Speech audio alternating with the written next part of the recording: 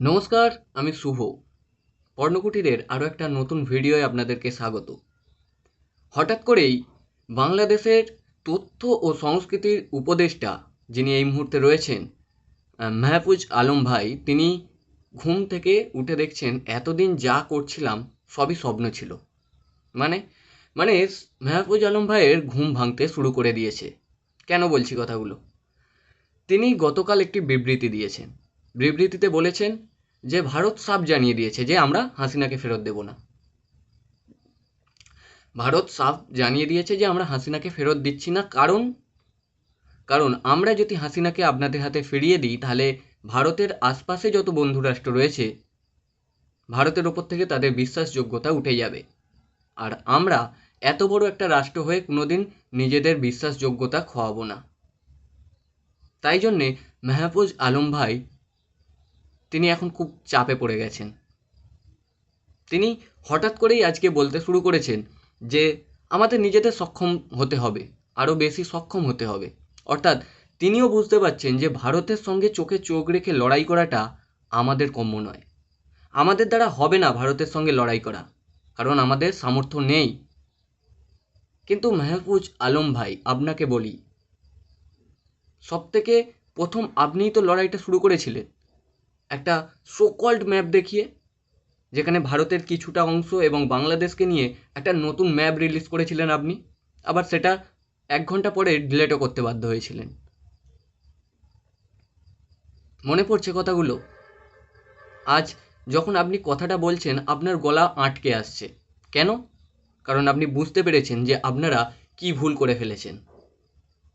আরও বলি কেন এই যে মাহফুজ আলম তিনি এই কথাগুলো বলছে, কারণটা বলি। তিনি বলবো না যে বাংলাদেশ যখন খুব ঢাকঢোল পিটিয়ে প্রচার করা শুরু করলো যে আমরা অন্য রাষ্ট্র থেকে মালপত্র নেব, আমরা চাল আলু ডাল অন্য রাষ্ট্র থেকে নেব, সেটা খুব বড় করে মিডিয়া হাইপ করেছিল।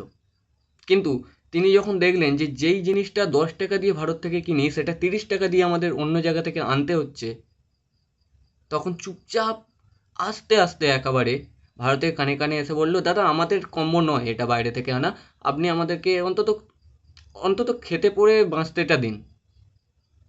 এই খবরটাও হাইলাইট করেনি যে ভারত থেকে কত পরিমাণ আলু গেছে পেট্রাপোল থেকে, কত পরিমাণ জাহাজে করে চাল গেছে।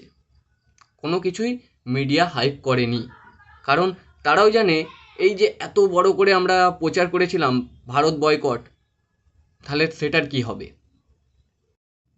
তিনি আজ বলতে শুরু করেছেন যে আমরা হঠকারিতা করতে পারি না, কারণ আমাদের ক্যাপেবিলিটি সেটা নেই।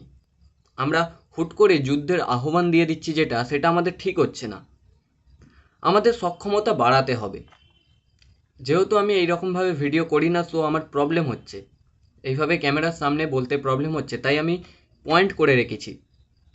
তো তিনি আরও বলছেন যে সকল রাষ্ট্রের সঙ্গে সম্পর্ক ভালো রাখতে হবে। হ্যাঁ, বুঝলাম, সকল রাষ্ট্রের সঙ্গে সম্পর্ক ভালো রাখতে হবে আপনাদের, কারণ আপনারা বাংলাদেশ এমন একটা পজিশনে রয়েছেন যেই জায়গায় আপনাদের কথা কিন্তু ইন্টারন্যাশনালি কেউ সেইভাবে পাত্তা দেবে না, যদি যদি আপনার পাশের রাষ্ট্র ভারত যদি না আপনার পাশে দাঁড়ায়। আজকে যখন সকল রাষ্ট্রের কথা বলছিলেন, চীন, আমেরিকা, পশ্চিমা দেশগুলি সকল রাষ্ট্রের কথা বললেন, সেই সময় মাহফুজ আলম ভাইয়ের গলাটা আটকে গেল যখন ভারতের কথাটা এলো। গলার সুরটা যেন হঠাৎই কমে গেল, কারণ তিনি নিজেও বুঝতে পারছেন যে কদিন আগে মাত্র তিনি কি ভুলটা করেছেন। তো তারপরে যদি বলি সংবিধান, তিনি এই নিয়েও বলেছেন যে সংবিধান পাল্টানোটা মুখের কথা নয়, সংবিধান পাল্টানো যায় না, এইভাবে হুট করে সংবিধান কোনোদিন চেঞ্জ হয় না। আরে মাহফুজ আলম ভাই, আপনি যদি বিবৃতি দিচ্ছেন এই কথা, তাহলে আপনি যাদের সঙ্গে আন্দোলন করেছেন, সোকল্ড বৈষম্য বিরোধী ছাত্র, তাদেরকে বোঝান একটু। তারা তো উই চিংড়ের মতো লাফালাফি করছে, তাদেরকে বোঝান যে সংবিধান পাল্টানো যায় না।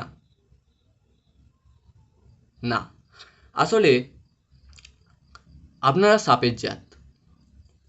যখনই নিজের পজিশনটা একটু ঠিকঠাক হয়ে যাবে, তারপরে আবার আপনারা ছোবল মারার জন্য রেডি থাকবেন।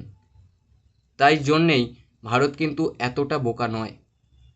ভারত আপনাদের কথায় কোনো রকম পাত্তা দিচ্ছে না, বুঝতে পারলেন? আর 20 তারিখের পরে তো অন্য গেম চলবে, কারণ আমাদের বাংলায় একটা কথা খুব প্রচলিত আছে জানেন, যে শত্রুর শত্রু আমার বন্ধু। অর্থাৎ বাংলাদেশ